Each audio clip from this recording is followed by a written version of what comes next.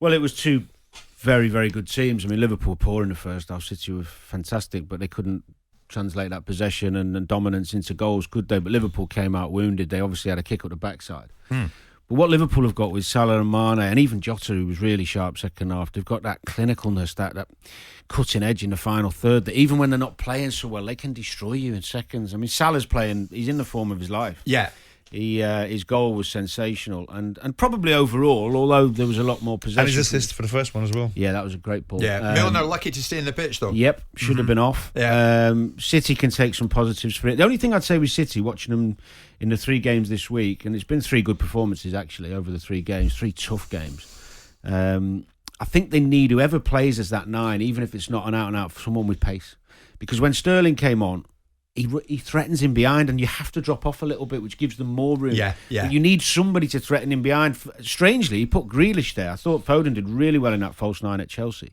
They played Grealish in that position and played Foden on the left yesterday. I mean, Foden had a good game, but Grealish couldn't get involved in that position. I don't think he's ever played it before. Is Grealish going to work out at Manchester City in the long term? Oh yeah, his quality. He's had some great games. He's had some poor ones, but he's had some great games. The one thing that Pep's done really well with Grealish, compared to someone like Solskjaer at United with Sancho, if you want to compare, he's let Grealish find his feet by playing him every week. Yeah. Even when he's had a bad game, he's left him in. So people, the City fans and the other City players have seen the good of Grealish, even though he's not been brilliant every week, and he's got settled. Has he done it at the expense of Raheem Sterling? He's done it at the expense of a few City players, yeah. Sterling and Mahrez haven't been in the equation to a degree in the Premier League. Is he going to be in the equation? I mean, you saw what Foden can do wide left.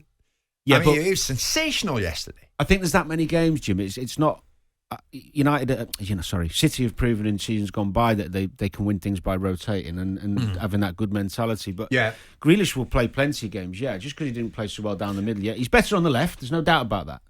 But I think we'll see Sterling more and more through the middle because Pep's a clever guy, but he saw when he came on the threat. When he's on the pitch, you've always got that threat in behind. Yeah, I mean, when you look at the City bench, Simon, Sterling, Fernandinho, Torres, Mahrez, I mean, the strength and depth is there. Same as Chelsea, though, to be fair. Same as Manchester United. Yeah, but, I mean, City get a win at Stamford Bridge, now a point at Anfield. Yep. I mean, the question is, Simon, have City landed the early psychological blows here? Look, I mean, these people are far more robust than being done after 7 games in the season and having a psychological blow imposed upon them. It's a marker. It's a confidence builder. They played well against PSG. I don't think Raheem Sterling played particularly well in that particular game.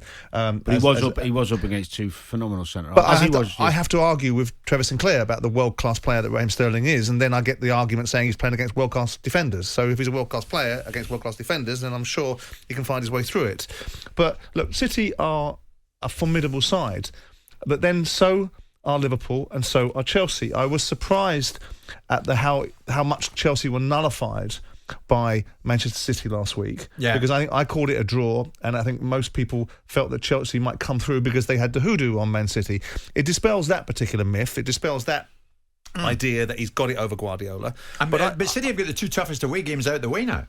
Well, Chelsea and Liverpool. Well, you say 4 that. points. I don't think Liverpool and Chelsea. Sorry, Simon, to interject. I don't think Liverpool and Chelsea are particularly concerned about going home or when they're playing the big games. The margins are that small. Yeah. I don't think Liverpool will think, oh no, we haven't beat them at home, so then we've got to go away. That's really daunting. It's the top teams now are of that much. They've got that much quality and experience, Jim. The home and away thing with the big boys, I don't think it's as relevant. Depends what argument you want to run. Last year, people were running the argument that Ole Gunnar Solskjaer does very well against the top 6, and subsequently doesn't necessarily build a tight team that's winning the league. If you want to run an argument that you've got to beat the guys that are directly opposite you to win the league, other people would say you've got to win all the games alongside those games. And these, of course, are markers for the media to say, oh, the big 6, and this is the biggest of the big 6. I think there's many a slip, and I think Chelsea are still, for me, I know Danny probably thinks Manchester City, judging by listening to him over the weekend, but I still think Chelsea, anyone who finishes in front of Chelsea will win the league. I think where the narrative came from regarding the big games being so important was those 2 seasons where City and Liverpool went toe for toe, and there was a point in it either way. Yeah. It's like, the Liverpool City game's the biggest game in the season. Whoever wins this, but it's not been that way for the last 2 seasons. It doesn't really. It can. I mean, look at United's a great example, isn't it? As you say, they did all right in the big games. Like, got a lot of draws because they went in a pragmatic stand, tactical plan. But they struggled against some of the Leicester teams. So it's horses for courses. Look, I think one thing is for sure, watching the football in the first few weeks of the season, or 7 games, The 3 team, well, you can add United onto it really with their firepower. The top 4 of last season is going to be the top 4 What do you make of this Liverpool in the year. first half? I mean, there was such a marked difference between Liverpool in the first half and Liverpool in the second half. People thought it was because they're tired and they were lacklustre, but you're more likely to be tired in the second half I than thought you are it in the was first. a mentality issue than a physical. I thought they'd seen What City. does that mean? I mean, I know what it means, but... Too much respect. Right, okay. I think they got caught in that little bit. Let's not. If we go after City really hard here, We're going to get punished. we're going to do. They'll do to us what they did to Chelsea. So they kind Yeah. of got caught in between. And then when they let the shackles off, and they went, you know what, we're getting battered here. We're going to have to go after them and show we know we're a good team. I'm seeing quite a lot of messages, Danny. Funnily enough, there's one from Mark. I think in time we'll find that Jack would have been better employed staying at Aston Villa. Well, I mean, he couldn't turn down the chance to go to Manchester City. Sure about that one. We will see where it all ends up. Jim White and Simon Jordan.